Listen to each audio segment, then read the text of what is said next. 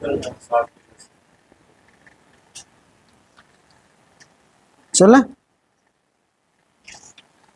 चलिए आज की क्लास शुरू करते हैं।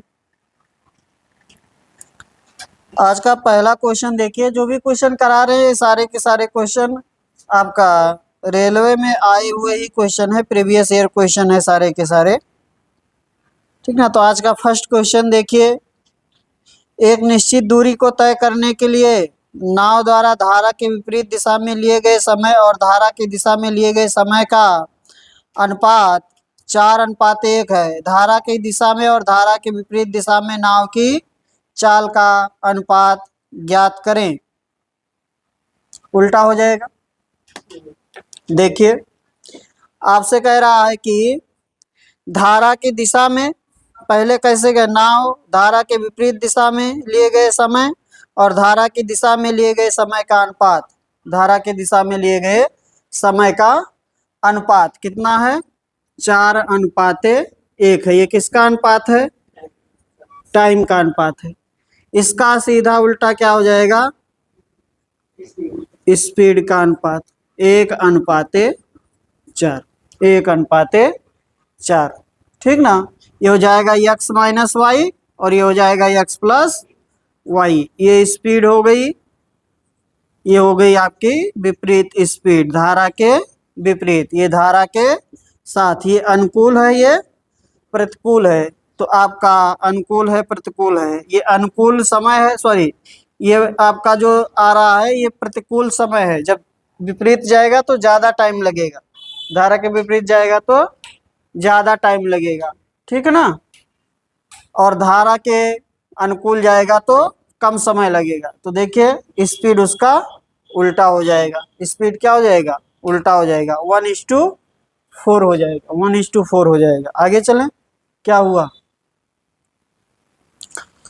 फैन नहीं चल रहा है, यही चला लीजिए ना। आगे चले, चलाना तो पड़ेगा, ये गर्मी है, चलाइए। अगला देखिए, एक घन के पृष्ठीय क्षेत्रफल और आयतन के आंकिक मान बराबर हैं। एक घन का पृष्ठीय क्षेत्रफल और आयतन के आंकिक मान क्या हैं, बराबर हैं। घन का आयतन है, घन का आयतन है। तो देखिए, घन का पृष्ठीय क्षेत्रफल और घन का आयतन दोनों क्या है, बराबर है। आंकिक मान बराबर है, 6a² बराबर a का क्यूब। इसलिए यहाँ से a स्क्वायर से कैंसिल, तो a बराबर क्या हो जाएगा, 6 हो जाएगा। हमें क्या चाहिए, घन का आयतन, क्यूब का घन का आयतन चाहिए, घन का आयतन। तो आयतन आपका हो जाएगा a का क्यूब, यानी कि 6 का क्यूब, कितना, 216। कितना हो जाएगा, 216, ठीक है ना। आगे चलें, अगला देखिए, नेक्स्ट क्वेश्चन पर चलिए। क्या हुआ, वो पेन नहीं चला। अगला देखें, 216 क्या हो जाएगा, घन इकाई, ठीक ना, घन इकाई या इकाई का क्यूब। आंकिक मान बराबर है, क्या बराबर है, अंकीय मान बराबर है। वैसे आपका पृष्ठीय क्षेत्रफल और आयतन बराबर नहीं हो सकता है, पृष्ठीय क्षेत्रफल और आयतन बराबर नहीं हो सकता, क्योंकि क्षेत्रफल की यूनिट क्या होगी, क्षेत्रफल की यूनिट होगी इकाई का क्यूब, यूनिट का स्क्वायर, और आयतन का यूनिट क्या होगा, आयतन का यूनिट होगा आपका इकाई का क्यूब, ठीक ना। तो ये बराबर नहीं हो सकता, लेकिन कह रहा है कि अंकीय मान बराबर है। अंकीय जो उसका अंक का मान है वो आपस में क्या है, बराबर है। जैसे ये 10 है तो ये 10 है, या ये 216 है, ये भी कितना है, 216 है। आगे चले, अगला क्वेश्चन। हाँ, संपूर्ण पृष्ठीय क्षेत्रफल ही है, एक घन का पृष्ठीय क्षेत्रफल, ठीक ना। पृष्ठीय बोल दिया तो संपूर्ण ही लेंगे, कंफ्यूजन हो गया। देखिए, पृष्ठीय बोल दिया है, पृष्ठीय बोल दिया है, पृष्ठीय क्षेत्रफल, तो आप संपूर्ण ही लेंगे। आपसे कहता पार्श्व पृष्ठीय क्षेत्रफल, क्या कहता? पार्श्व पृष्ठीय क्षेत्रफल। पार्श्व पृष्ठीय क्षेत्रफल का मतलब क्या हो जाता? दीवारों का क्षेत्रफल। ठीक ना, घन के दीवारों का क्षेत्रफल। आगे चलें, चलिए नेक्स्ट देखिए।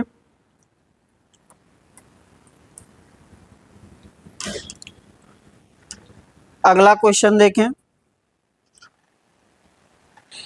क्या दिया है? किसी वस्तु का विक्रय मूल्य ज्ञात कीजिए। यह दुकानदार उसके अंकित मूल्य पर 80 रुपये पर 5% की 2 क्रमिक छूट देता है तो, ठीक ना, 80 रुपये पर 5% की 2 क्रमिक छूट। तो एमपी कितना इसका? 80 है। 2 क्रमिक छूट कितने की है? 5-5% की है, 5-5% की है। इसका एसपी क्या हो जाएगा?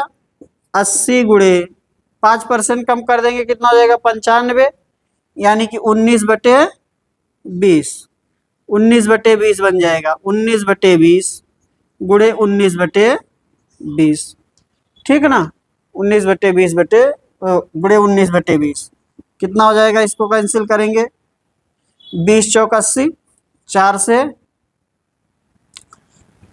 केवल 2 से काटिए, ज्यादा सही रहेगा। 2 से काटिए, यहाँ 2 रखिए, यहाँ हो जाएगा 10। तो आपका बना 2 गुणे 19 गुणे 19/10। 19 गुणे 19 361 और गुणे 2 772, 772, सॉरी 722। हाँ ठीक है, 722/10, यानी कि 72.2, ठीक है ना।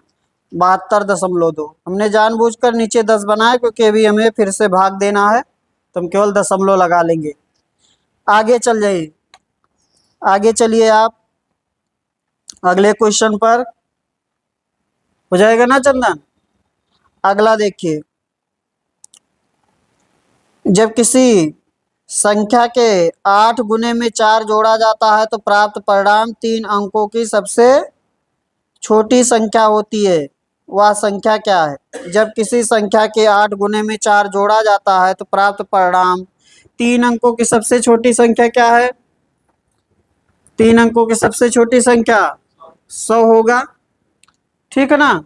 कह रहा है एक संख्या है, तो संख्या आपने क्या मान लिया? संख्या हो गया यक्स। इसके 8 गुने में कितना जोड़ते हैं? 4। और नीचे लिखे, इसके 8 गुने में कितना जोड़ते हैं?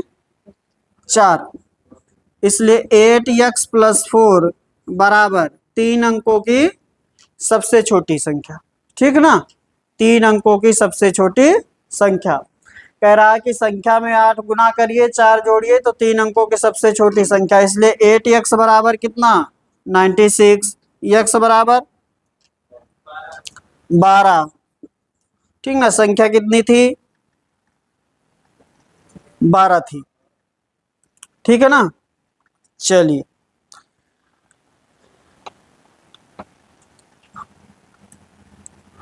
क्वेश्चन नंबर 5 देखिए। 2 चचेरे भाइयों की आयु का योग 35 है।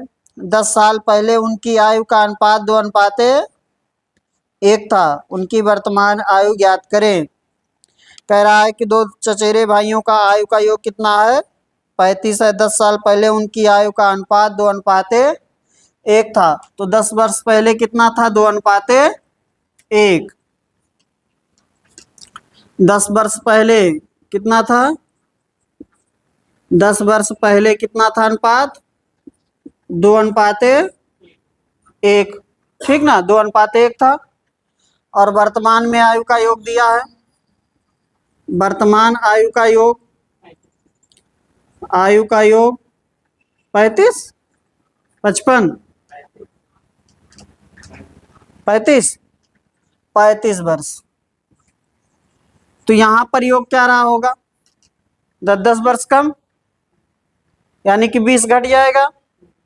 यहां पर आयु का योग कितना था? 15 था। समझे बात को कि नहीं? तो आपका हो गया 3 बराबर 15। इधर और लिख देते हैं। योग कितना बना? 3 बराबर 15, एक बराबर कितना 5, ठीक ना। तो यहाँ पर कितना था, एक का 10 वर्ष था और एक का कितना था 5 वर्ष। क्या पूछ रहा हमसे, वर्तमान आयु, दोनों का वर्तमान आयु देख लीजिए। जो 10 वर्ष का है वह वर्तमान में 20 वर्ष का होगा और जो 5 वर्ष का है वर्तमान में कितने का हो जाएगा, 15 वर्ष का हो जाएगा। आगे चलें, हो जाएगा ना, ठीक है ना।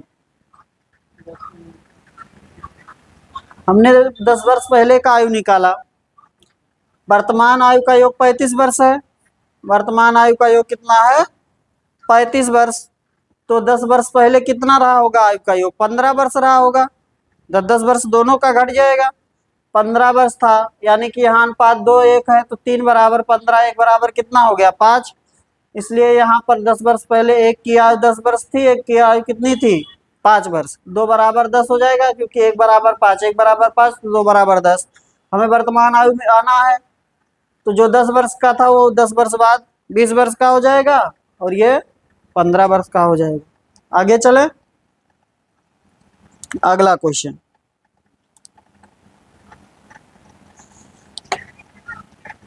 आपसे कह रहा एक समकोण त्रिभुज की भुजाओं का अनुपात 1:1:1:2 है, तो cos A into cos B minus sin A into sin B का मान ज्ञात करें, का मान ज्ञात करें। बताइए,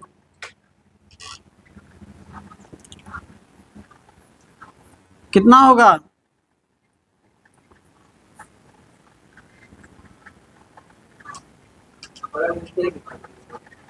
और नीचे, चलिए ठीक। अगला क्वेश्चन बताइए, प्रयास करिए आप लोग।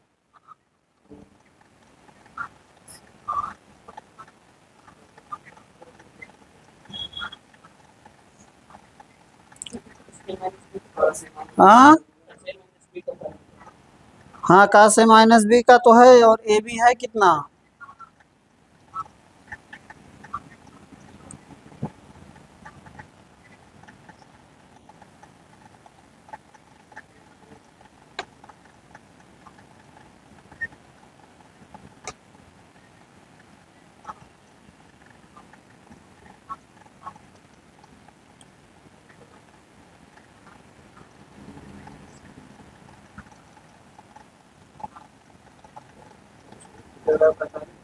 हाँ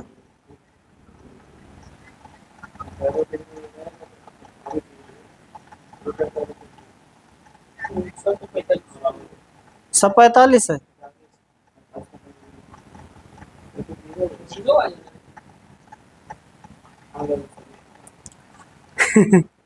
सब 45 है, एक 90 है। हाँ तो कौन सा 90 है, कैसे,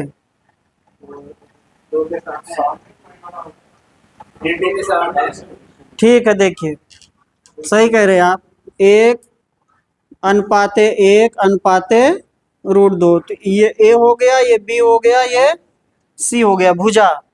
इसलिए जब आप इसको बनाएंगे, ठीक ना, तो ये हो गया √2, ये हो गया 1, ये हो गया 1, इसलिए √2 के सामने ये कोण होगा सी, एक इसमें ए हो जाएगा, एक आपका बी हो जाएगा। कोण के सामने जो होगा, जैसे कोण सी है तो उसके सामने जो भुजा आएगी वो स्मॉल सी आएगी, ठीक ना। ए के सामने स्मॉल ए आएगा और बी के सामने स्मॉल बी आएगा, ठीक ना। तो देखें, वैसे भी जो भुजा बड़ी है वो उसके सामने का कोण बड़ा होगा, ऐसा भी कह सकते थे, ठीक ना। जैसे चंदन कह रहे हैं कि जो भुजा बड़ी है उसके सामने का कोण बड़ा होगा, तो सबसे बड़ा इसमें 90 हो जाएगा, क्योंकि समकोण है तो समकोण में सबसे बड़ा तो 90 ही होगा। बाकी दो कोणों का योग 90 होगा, योग 90 होगा। इसका मतलब सबसे बड़ा कौन सा है, सी कोण है। अब आपका 1:45, ये भी हो गया 45, ये भी हो गया 45। क्यों 45 हो गया, क्योंकि ये दोनों भुजाएं क्या है, बराबर है, समद्विबाहु समकोण त्रिभुज है, समद्विबाहु समकोण त्रिभुज। तो बाकी कोण 45 45 क्या लिखा है, का से into sin B, cos A into cos B लिखा है, minus sin A into sin B. तो ये बन जाएगा आपका कास ए प्लस बी। क्या बनेगा? Cos a plus b. तो कास 45 प्लस 45 यानी कि कास 90। कास 90 क्या होगा? 0।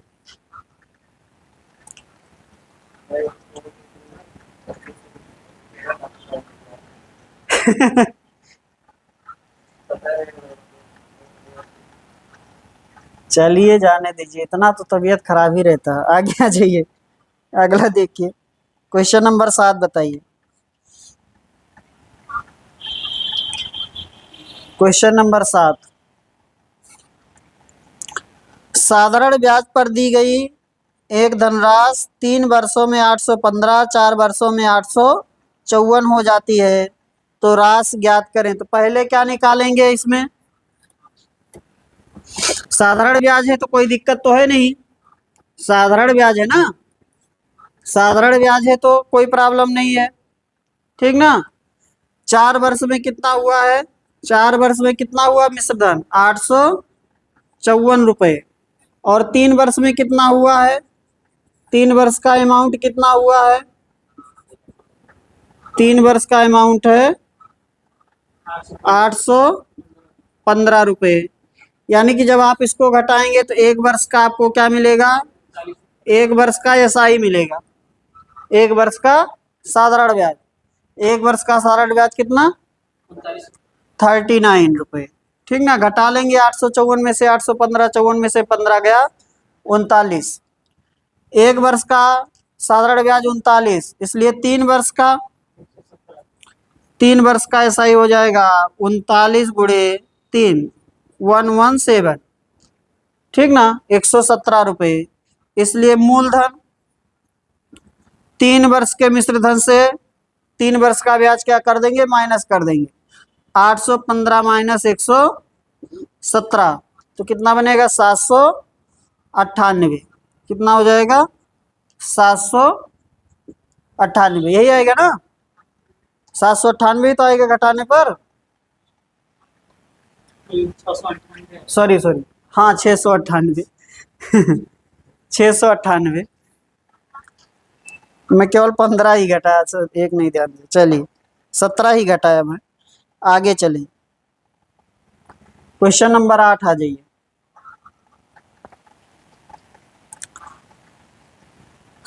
अगले क्वेश्चन पर चलते हैं, नेक्स्ट पर। एक वस्तु एक निश्चित मूल्य पर बेचा जाता है, अगर इसे इस कीमत के 60% पर बेचा जाता है तो 35% की हानि होती है। प्रतिशत लाभ क्या है? प्रतिशत लाभ क्या है?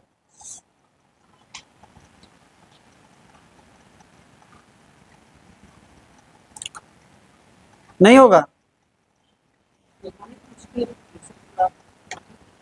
कह रहा एक वस्तु एक निश्चित मूल्य पर बेचा जाता है, ठीक ना। अगर इसे इस कीमत के 60% पर बेचा जाता है तो 30% की हानि होती है। प्रतिशत लाभ क्या है? तो आसान है भाई, देखिए सोचिए, किसी मूल्य पर बेचा दीजिए तो क्या बेचा सकते हैं? किस पर बेच देंगे? 100 रुपये में बेच दीजिए वस्तु को। कितने में बेच दीजिए? 100 रुपये में। मान लीजिए कितने में बेचा जा रहा था? 100 रुपये में बेचा जा रहा था। अब इसे 60% कम में बेचा गया, अब इसे 60% कम में बेचा गया, तो इसका जो नया एसपी आ गया वो कितना आ गया? 40 आ गया, 40 रुपये आ गया। जब 40 में बेचा गया तो 30% का हानि हो गया, 35। जब 40 में बेचा गया तो 35% का हानि हो गया। तो सीपी का 35% घटा दीजिए, कितना बचेगा? 65%। 65% बराबर हो जाएगा नया एसपी, यानी कि कितना? 40 रुपये, ठीक ना। सॉल्व कर लीजिए, सीपी कितना आ जाएगा आपका? 40 गुणे 100 बटे 65। 5 से काट दीजिए, 8 हो गया और ये 13 हो गया। 800/13 रुपये हो गया सीपी। अब लाभ की गणना कर लेंगे। वास्तव में विक्रय मूल्य क्या है? 100 रुपये है, तो हम लिख लेंगे लाभ प्रतिशत। क्या लिख लेंगे? लाभ प्रतिशत। कितने का लाभ हुआ? 100 माइनस 800/13 का। किस पर? 800/13 पर गुणे 100। चलिए, ये कितना बन गया? 13 से करेंगे, 1300 माइनस 800, 8×5 = 13, 500/13 बटे 800/13 और गुणे 100। 13 से 13 कैंसिल हो गया, यहाँ 0 से 0 2 कैंसिल, 5/8 गुणे 100। कितना परसेंट बना?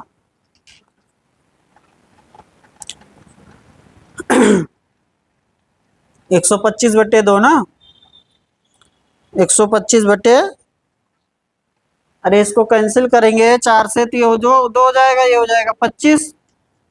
25 पंचे 125, 125/2%। कितना बना? 62.5।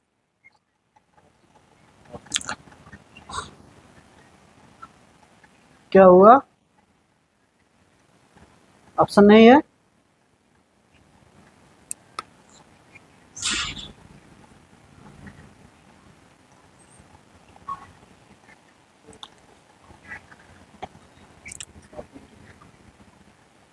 ठीक ना। 60% पर बेचा जाता है। सॉरी, इसमें थोड़ा सा मिस्टेक हो गया है। 60% पर बेचा जाता है, तो यहाँ 40 ना होकर क्या होगा? 60 होगा। 60% कम में नहीं, 60% में बेचा जाता है।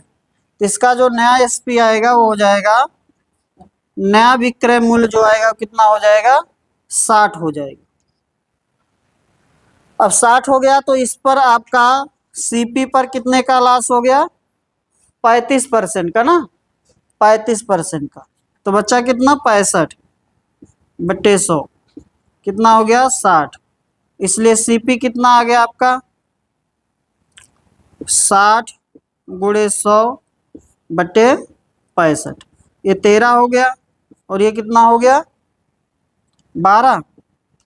1200 यही ना, 1200/13। अब लाभ की गणना कर लीजिए, लाभ प्रतिशत निकाल लीजिए। वास्तव में विक्रय मूल्य क्या है? 100। तो 100 माइनस 1200/13 और बटे 1200/13 गुणे 100 कर लीजिए। आपका हो जाएगा 100/13 यहाँ पर बटे 1200/13 गुणे 100। 13 से 13 कैंसिल, यहाँ आपका बना 100/12। 100/12 यानी कि 25/3 ना, 25/3%, यानी कि 8 सही 1/3। 8 सही 1/3 ऐसे ही लिखा ना, 8 सही 1/3। आगे चलिए,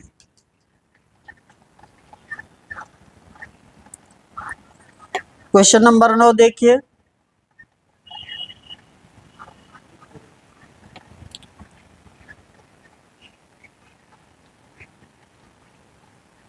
नौ नंबर देखें। दो संख्याओं का योग 22 है। एक संख्या का 5 गुना दूसरी संख्या के 6 गुने के बराबर है। एक संख्या का 5 गुना दूसरी संख्या के 6 गुने के बराबर है।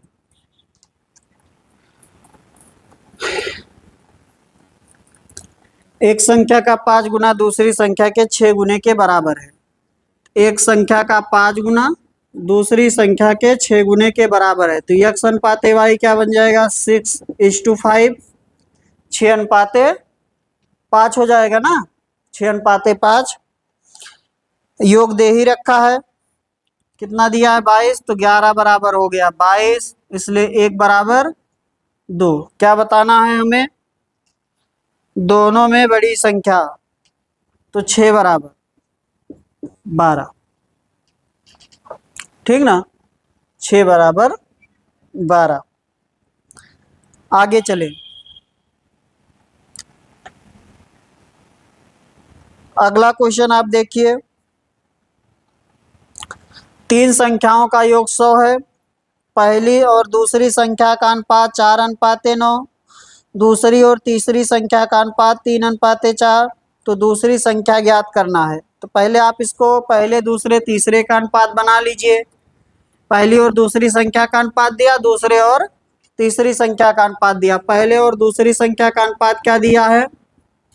3:4, 3:4 सॉरी 4:9, 4:9 दिया है। और दूसरी और तीसरी संख्या का अनुपात दिया है, ये दिया है 3:4। हमने जहां पर दूसरा उसके नीचे 3 लिख दिया है, तो अनुपात ऐसे बना लेंगे, इस 3 को आगे कर लेंगे, इस 9 को पीछे, फिर गुणा कर देंगे। 4 तिहाई 12, 9 त्रिक 27 और 9 चौक 36। कट रहा है क्या कुछ? 3 से ना, 3 से कट रहा है, तो ये 4, 9 और 12। ठीक ना, तो योग कर लीजिए। योग कितना बना? 9 4 13 12 25। और योग दिया है आपको 100। एक बराबर क्या हो गया? 4। क्या चाहिए इसमें? सबसे छोटी कि सबसे बड़ी? दूसरी संख्या चाहिए। दूसरी संख्या यानी कि 9 चाहिए। 9 बराबर हो जाएगा 4 गुणे 9, कितना? 36। दूसरी संख्या चाहिए। आगे चलें, हो जाएगा ना? अगला बताइए, नेक्स्ट क्वेश्चन देखें।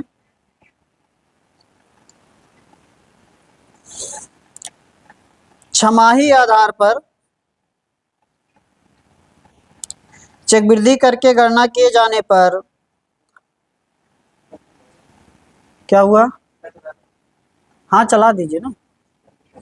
छमाही आधार पर चक्रवृद्धि करके गणना किए जाने पर 18,500 की राशि पर 40% वार्षिक दर पर 18 माह का चक्रवृद्धि ब्याज ज्ञात कीजिए।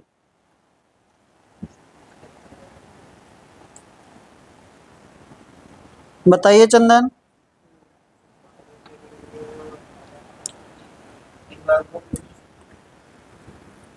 18 माह में कितनी बार? 3 बार। अगर कोई ब्याज छमाही काउंट कर रहा है तो 18 माह में कितनी बार? 3 बार लगेगा। प्रयास करें आप लोग, 18 माह में कितनी बार? 3 बार। कोशिश करिए, देख लीजिए। पेन नहीं चला रहे हैं,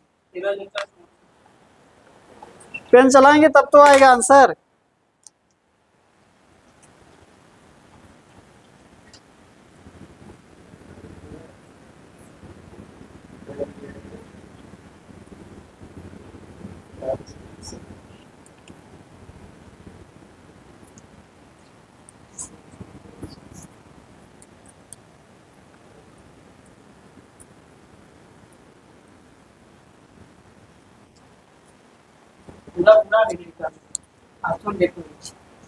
ऑप्शन देख कर सकते हैं।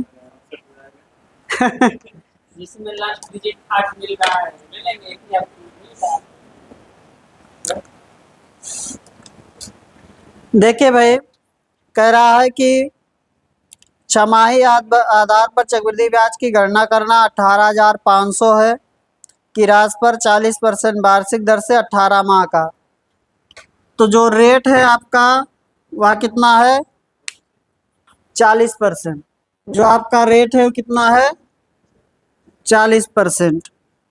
जो आपका रेट है वो है 40%। चल नहीं रहा है, पानी लग गया ना इसमें। जो आपका रेट है वो कितना है? 40% है। तो छमाही क्या हो जाएगा? अगर वार्षिक 40% है तो छमाही क्या होगा? 20%। रेट जो आपका है वो है 40%, वार्षिक और समय क्या है आपके पास? 18 माह, या इसी को कह सकते हैं 1.5 वर्ष। ठीक ना, 1.5 वर्ष, 1.5 वर्ष। तो आपका छमाही काउंट करना है, तो छमाही में आपका रेट क्या हो जाएगा? 20%। और कितनी बार काउंट होगा? समय कितनी बार? 3 बार। तो कर लीजिए, 20 का कितनी बार? 3 बार। मिश्रधन बताना है क्या? हाँ, चक्रवृद्धि ब्याज बताना है। तो देखिए,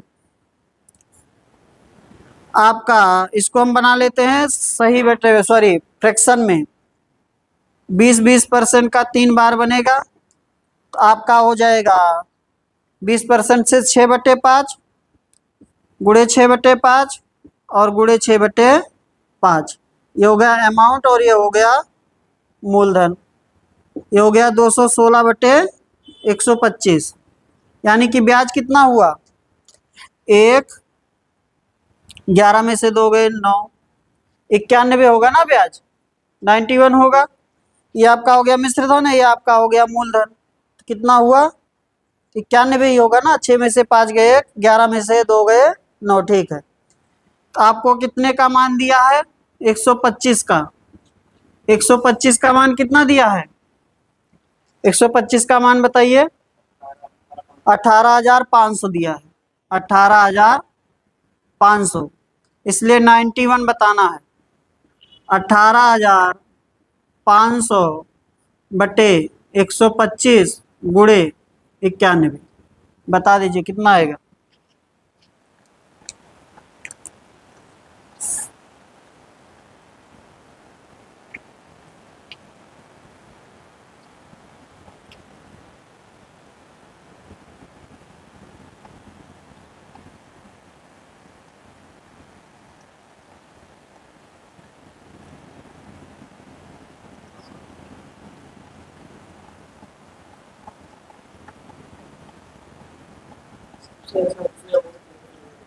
किससे? प्रतिशत वाला एक्स वाई से भी कर दे रहे हैं, एक्स वाई से भी कर ले रहे हैं।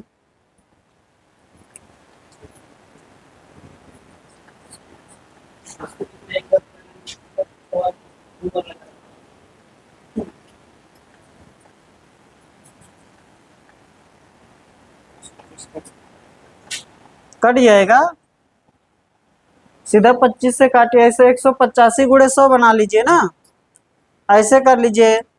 185 गुणे 100 गुणे 91/125। अब काटने में 25 पंचे 25 चौका, अब 5 से इसको काट दीजिए। 5 के 15, 5 सत्ते 35। तो आपका हो गया 37 गुणे 4 गुणे 91। इसका गुणा कर लीजिएगा। लास्ट में 8 मिल रहा है, इकाई का अंक कितना मिल रहा है? 8। ऑप्शन में लास्ट में एक ही में 8 है, इसलिए हो जाएगा 13,468। 13,468, 13,468। ठीक है ना, 13,468। आगे चले।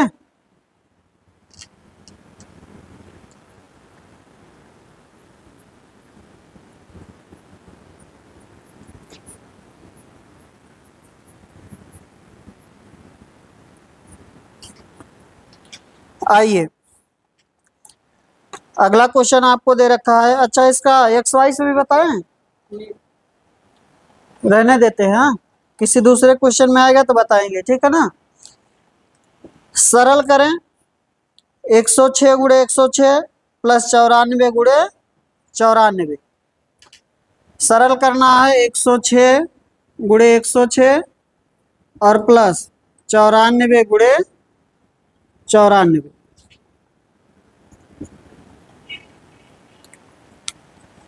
कैसे करेंगे? 100 + 100 का होल स्क्वायर कर लीजिए।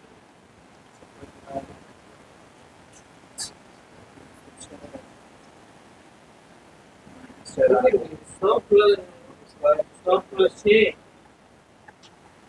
100 माइनस 6, ऐसे कर लेंगे, देखिए। ये स्क्वायर माइनस 20 करूँगा। हाँ, आप सही ट्रैक पर गए। देखिए आपका हो जाएगा 100 प्लस 6, एक में ये भी हो गया 100 प्लस 6, ठीक ना।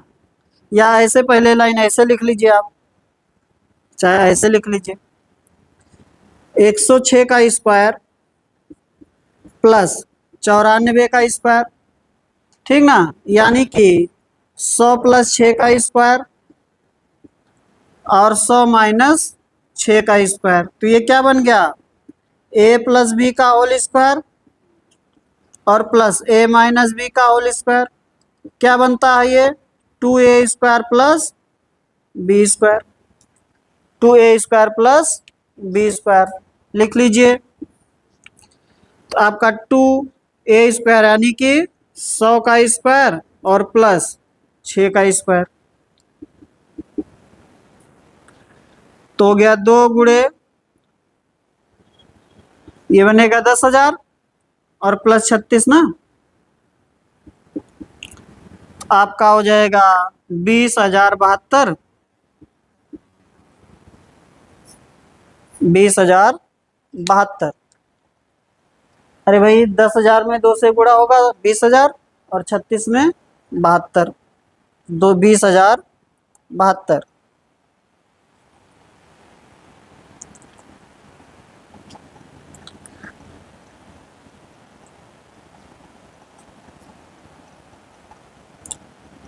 देखते हुए आपको 36 माइनस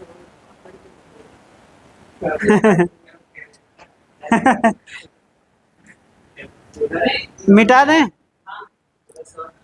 या तो आपका जैसे नॉर्मल, या तो 106 का स्क्वायर कर लीजिए, वो भी कर सकते हैं। 106 का स्क्वायर 94 का स्क्वायर करके जोड़ लीजिए, ठीक ना। 106 का स्क्वायर भी तो निकाला जा सकता है ना। चलिए मिटा दे रहे, आगे चलें। हालांकि इसमें अलजेब्रा यूज करना है तो ऐसे करेंगे, आसानी से आप कर ले जाएंगे क्वेश्चन को। नहीं तो 106 का स्क्वायर लिखेंगे प्लस 94 का, फिर दोनों को जोड़ेंगे। आगे आइए, लिखा हुआ यदि x माइनस 1 और x plus 3 X square plus A X plus B के गुणनखंड हैं तो क्रमशः ए और बी का मान ज्ञात करें।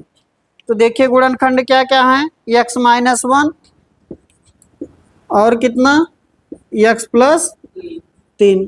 इसके मूल क्या हो गए, मूल हो गया 1 और -3, मूल यही होगा ना, 1 और -3। इसके बराबर 0 रखेंगे, इसके बराबर 0, तो x बराबर आएगा 1 और x बराबर आएगा -3। मूल मिल गया हमें।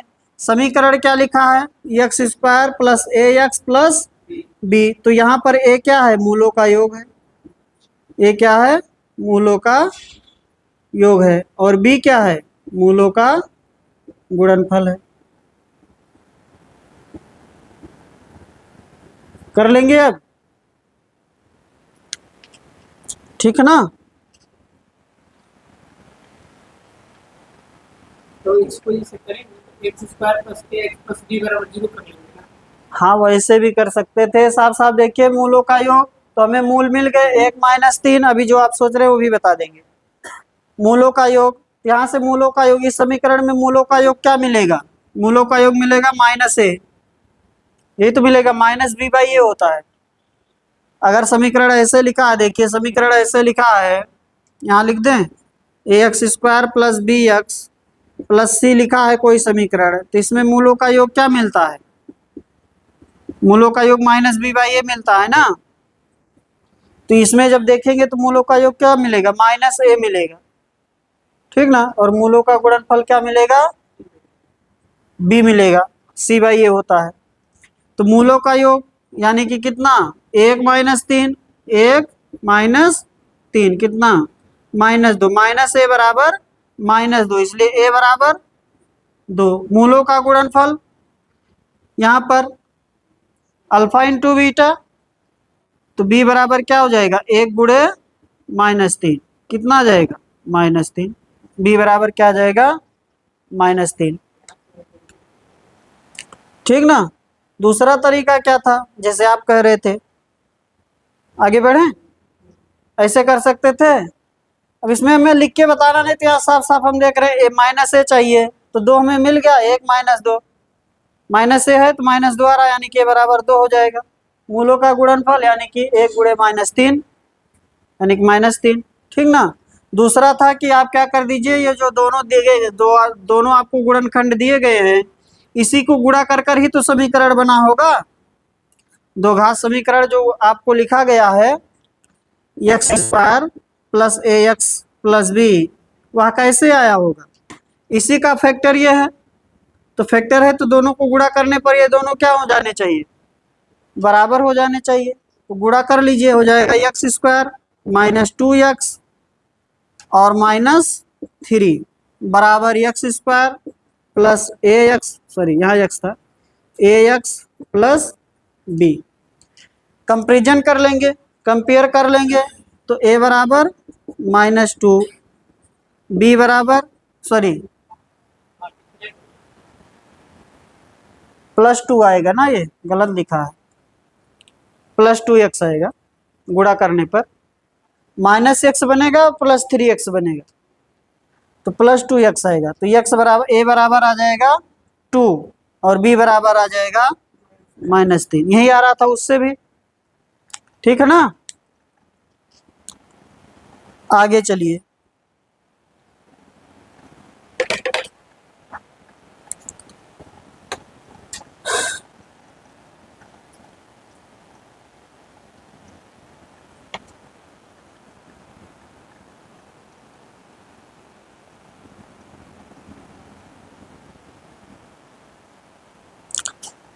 अगला क्वेश्चन देखिए। एक निश्चित राशि पर 10 वर्ष बाद साधारण ब्याज 600 होती है। यदि मूलधन 5 वर्ष बाद 3 गुना हो जाता है तो 10वें वर्ष के अंत में कुल ब्याज क्या होगा। तो 10वें वर्ष के अंत में कुल ब्याज क्या होगा, कौन बताएगा।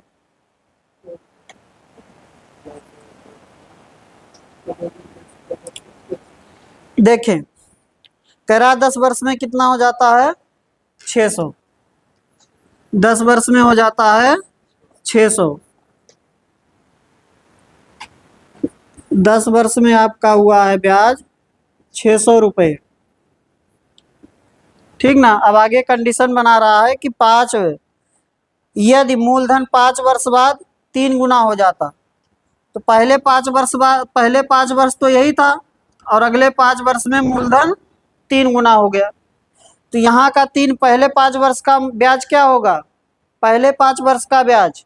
इस कंडीशन से अगर 10 वर्ष में 600 है, क्योंकि साधारण ब्याज है, साधारण ब्याज प्रत्येक वर्ष का क्या होता है, समान होता है, इसलिए 10 वर्ष का 600 है, यानी कि 1 वर्ष का 60 है, 5 वर्ष का कितना हो जाएगा 300, या 10 वर्ष का 600 है तो 5 वर्ष का 300, तो ये पहले 5 वर्ष का होगा 300, क्योंकि यहाँ मूलधन यही था P, और यहाँ मूलधन क्या हो गया 3P, अगले 5 वर्ष के लिए मूलधन क्या हो गया 3P, इसलिए ब्याज क्या हो जाएगा 3 गुना हो जाएगा, ब्याज क्या हो जाएगा 3 गुना, ठीक ना।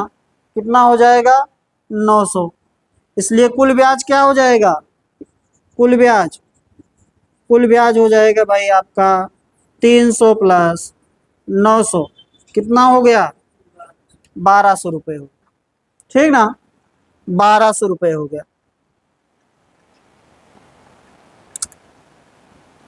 कंफ्यूजन तो नहीं किसी को, 1200 रुपये हो जाएगा।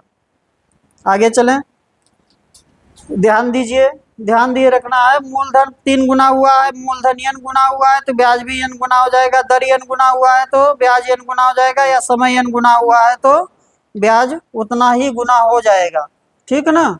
क्योंकि क्या होता है आपका ब्याज, देख लीजिए ब्याज क्या होता है, ब्याज होता है PRT अपान 100, तो अगर आप इसको n गुना करेंगे तो पूरा, जैसे p को n गुना किया तो n PRT अपान 100 हो जाएगा, n PRT, यानी कि जो पहले का ब्याज है PRT अपान 100 वो n गुना हो जाएगा।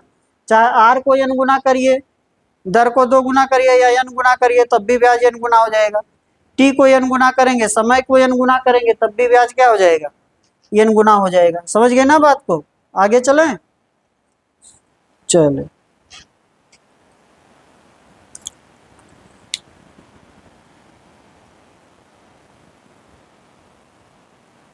आपसे कह रहा है दो क्रमागत समपूर्णांकों का मासा ज्ञात करें। दो क्रमागत समपूर्णांकों का मासा, दो क्रमागत समपूर्णांकों का मासा क्या होगा, 2 हो जाएगा। ठीक है ना? 2 के अलावा नहीं हो सकता है? हाँ, क्यों?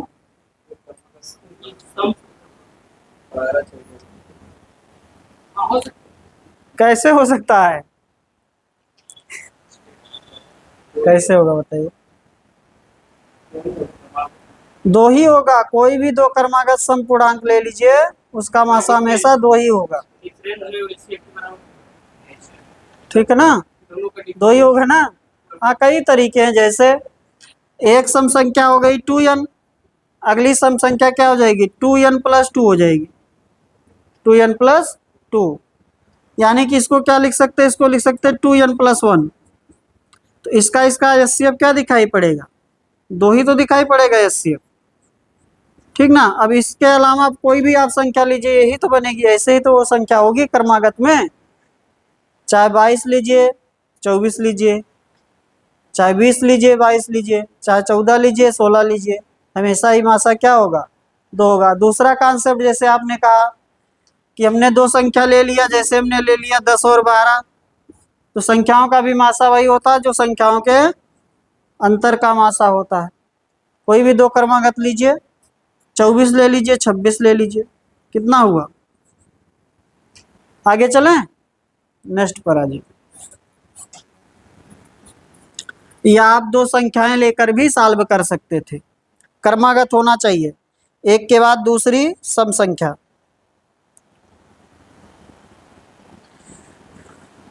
अगले क्वेश्चन पर चलते हैं, अगले क्वेश्चन की तरफ। क्या दे रखा है, क्वेश्चन नंबर 16 लग गया, नहीं लगा? आइए करेंगे चंदन। हाँ, आपसे कह रहा कि पी क्यू और आर 3500, 4500 और 5500 के निवेश करके एक साझेदार में प्रवेश करते हैं। 40,500 के वार्षिक लाभ में उनका संगत हिस्सा ज्ञात करें। तो पी क्यू आर लगाया गया धन जो है उसी के अनुपात में पैसा बटेगा, क्योंकि यहाँ पर सबका टाइम क्या है, बराबर है। वैसे पैसा कैसे बढ़ता है साझेदारी में, पार्टनरशिप में, लगाए गए धन तथा समय के गुणनफल के अनुपात में। लेकिन यहाँ पर सबका टाइम बराबर है, इसलिए आपका पैसा किस में बटेगा, लगाए गए धन के अनुपात में। ठीक ना? सभी ने समय 1 साल के लिए लगाया है। तो एक ने लगाया है 35,000, अग्नि ने लगाया 40, 45 और एक 55,000। तो आपका अनुपात बन गया 7, 9 और 11।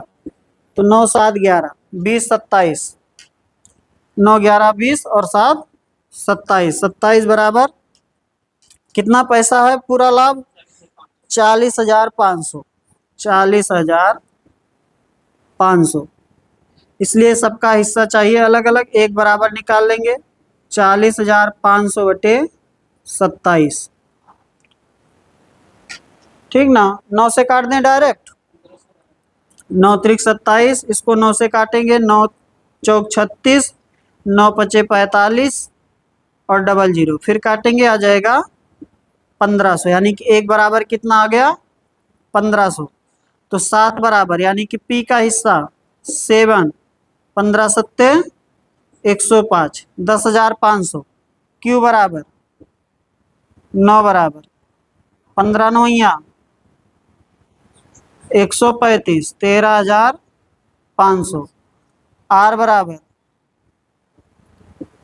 11 बराबर कितना हो जाएगा, 165 ना, 16 5, 16,500।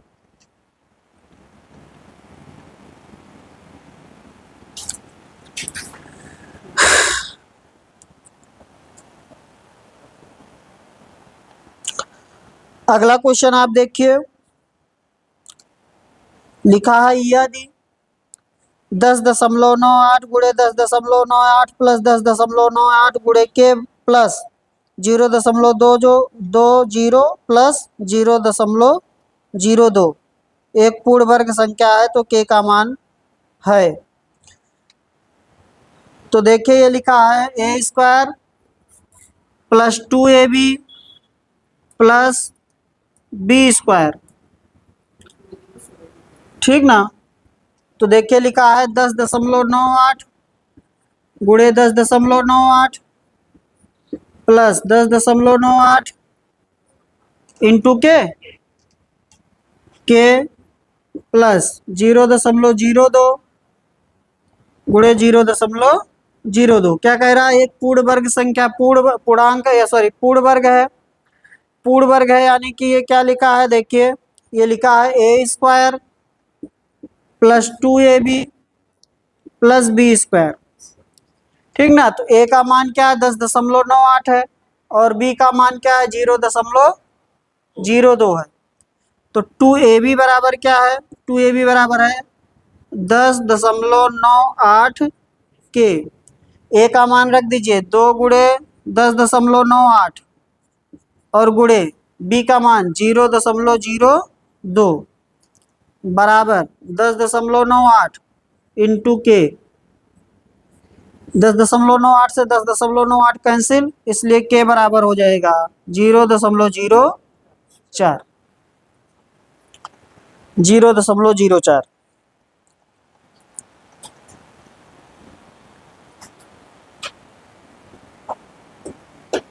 आगे चलें।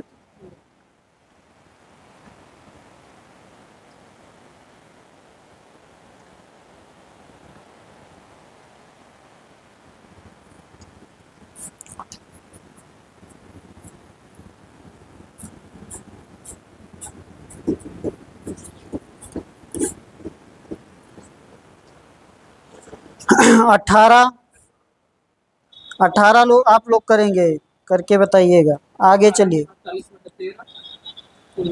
18 आप, अरे ऐसा मत करिए 18 कर लेंगे, 19 पर आ जाइए, 18 कर लीजिएगा, 18 आप लोग कर लीजिएगा, यूट्यूब वाले भी जो देख रहे हैं, सिंप्लीफिकेशन है कर लेंगे आप। आगे चले 19,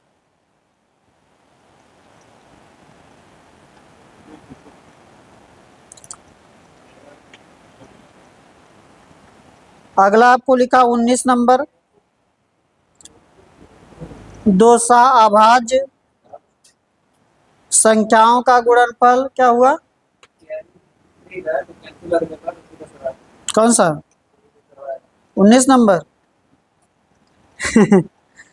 दो अभाज्य संख्याओं का गुणनफल 117 है, उनका एचसीएफ ज्ञात कीजिए, उनका एचसीएफ ज्ञात कीजिए। कल भी इस पर डिस्कस हुआ था। दो अभाज्य संख्याओं का गुणनफल दिया है। अगर आपके पास दो अभाज्य संख्याएं हैं, को प्राइम नंबर है आपके पास, को प्राइम नंबर आपके पास हैं, अभाज्य संख्याएं, अभाज्य संख्याएं हैं आपके पास, अभाज्य संख्याएं, तो उनका एचसीएफ क्या होगा, 1 होगा।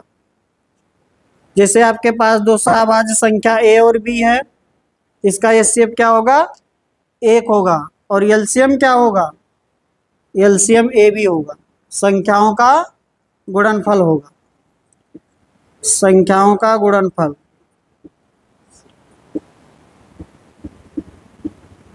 एचसीएफ 1 होगा और एलसीएम क्या होगा, संख्याओं का गुणनफल।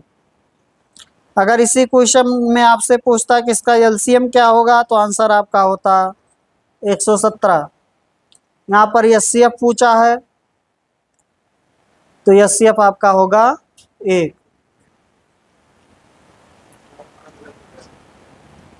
हाँ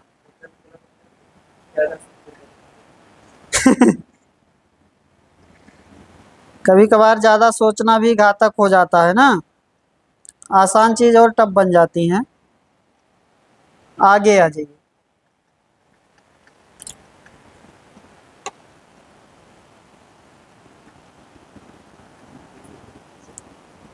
20 नंबर देखिए, कह रहा उस ठोस सिलेंडर यानी कि बेलन का कुल पृष्ठीय क्षेत्रफल कितना होगा जिसकी त्रिज्या 154 वर्ग मीटर क्षेत्रफल,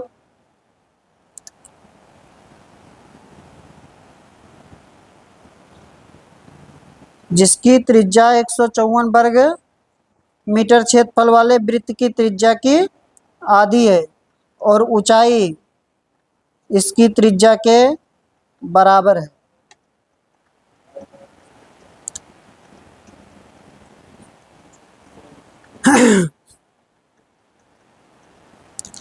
तो पहले तो आप क्या कर लीजिए, वृत्त के क्षेत्रफल से वृत्त की त्रिज्या निकाल लीजिए। वृत्त के क्षेत्रफल से वृत्त की त्रिज्या पाई आर स्क्वायर बराबर 154, इसलिए आर बराबर 7 आएगा। आर बराबर क्या आएगा, 7 आएगा। याद कर लीजिए, अगर आर 7 है तो आपका क्षेत्रफल क्या बनेगा, 154 बनेगा। याद रखना इसको। जो अब जब आप वृत्त के क्वेश्चन करेंगे तो उसमें आपको कुछ करना नहीं रहेगा, बहुत आसानी से हो जाएगा। अभी मैं बता रहा हूँ, देखिए अगर आपको ये पता है कि आर अगर 7 है तो उसका क्षेत्रफल कितना आता है, 154 आता है, ठीक ना। आर अगर आपका 7 है तो क्षेत्रफल कितना आता है, 154। अगर हम कहें आर 14 है तो क्षेत्रफल कितना आएगा, आपका 14 हो जाए तो क्षेत्रफल कितना आएगा, 154 गुणे 4 हो जाएगा, 154 गुणे 4 हो जाएगा। त्रिज्या कितना गुना हुआ, 2 गुना, तो क्षेत्रफल कितना गुना, 4 गुना। त्रिज्या 3 गुना हुआ, क्षेत्रफल कितना गुना, 9 गुना। तो आपको पाई का मान सॉल्व नहीं करना पड़ेगा, सिर्फ 154 में क्या कर देंगे, 4 से गुणा कर देंगे, 9 से कर देंगे। या जब भी आप देखिए त्रिज्या हमेशा 7 के गुणज में ही रहती है, ठीक ना। तो आपको चाहे याद कर लीजिए, सही रहेगा। पाई आर स्क्वायर बराबर 154 है तो त्रिज्या कितनी हो जाएगी, 7 हो जाएगी, ठीक है ना, 7। अब अगर वृत्त की त्रिज्या 7 है तो सिलेंडर की बेलन की त्रिज्या कितनी है, बेलन की त्रिज्या, इसकी त्रिज्या की क्या है, आधा है, 7/2 है, ठीक ना। और ऊंचाई क्या है, ऊंचाई आर ही है, ऊंचाई क्या है, आर ही है, 7 है, ठीक ना। और यहाँ पर त्रिज्या क्या थी, r/2 था। हमें क्या चाहिए, कुल पृष्ठीय क्षेत्रफल, बेलन का कुल पृष्ठीय क्षेत्रफल।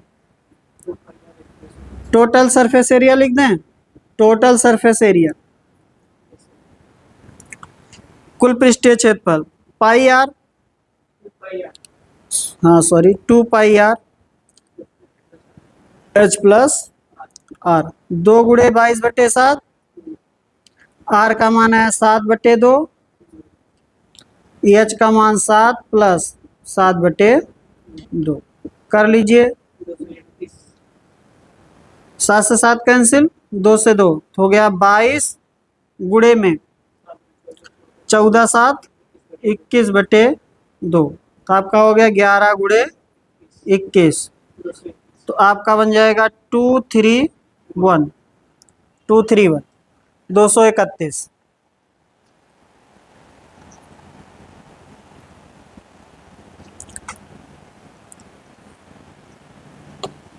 अगला बताइए आप।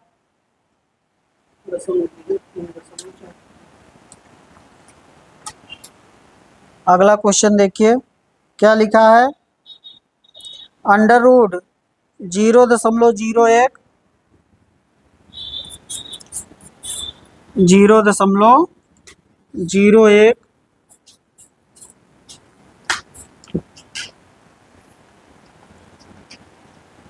प्लस अंडर रूट 0.0225, बताइए। Under root 0.01 plus under root 0.0 क्या लिखा था, 225 225, सॉल्व कर लेते हैं। ऐसे क्वेश्चन को यहाँ पीछे से सॉल्व करेंगे। तो ये कितने का स्क्वायर लिखा है? 225, 15 का। 4 अंक पर दशमलव है तो 2 अंक पर, तो 0.01 प्लस 0.15, तो ये आपका हो गया 0.16 और ये बन जाएगा 0.4।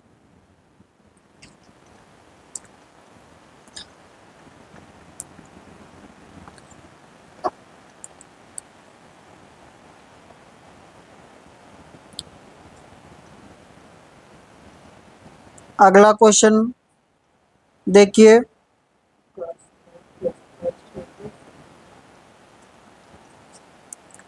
अगला question, cos 5 plus cos 24 plus cos 175 plus cos 204 plus cos 300 का मान बताना है।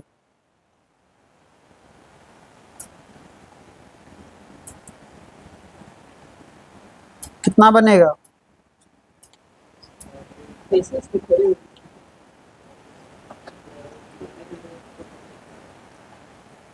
हाँ,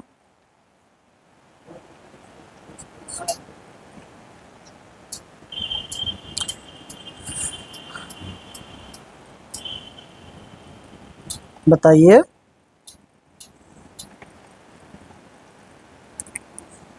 कास 5 कास 175 बन रहा है, कुछ 180 हो रहा है ना, तो ये दोनों टूटेंगे।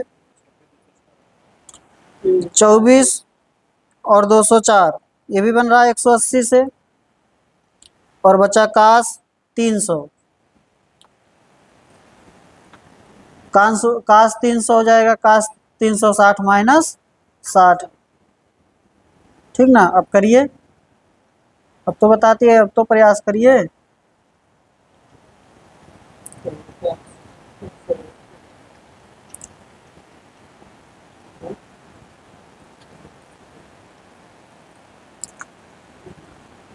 कास 180 minus theta, cos 180 minus theta minus cos theta. ठीक ना? 180 पर चेंज नहीं होगा, लेकिन साइन चेंज होगा। 180 माइनस थीटा किस में आ जाएगा? सेकेंड कोऑर्डिनेट में। सेकेंड कोऑर्डिनेट में साइन केवल प्लस रहता है, साइन का उल्टा कासेक प्लस रहता है, बाकी सब माइनस रहता है। हम ही कर दें? 1/2। चलिए देखिए, cos 5 plus cos 24 plus cos 175 plus cos 204 plus cos 300। तो देखिए, कास 5 को ऐसे रहने दीजिए और कास 24 को ऐसे रहने दीजिए, कास 24 डिग्री। कास 175 को लिखिए कास 180 माइनस 5, और कास 204 को क्या लिखिए? 180 प्लस 24, यही तो होगा ना? और प्लस कास 300 यानी कि 360 माइनस 60 कर लीजिए। कितना बन जाएगा आपका? Cos 5 plus cos 24 cos 180 minus theta minus cos theta minus cos 5, ये क्या बनेगा? Minus cos 24।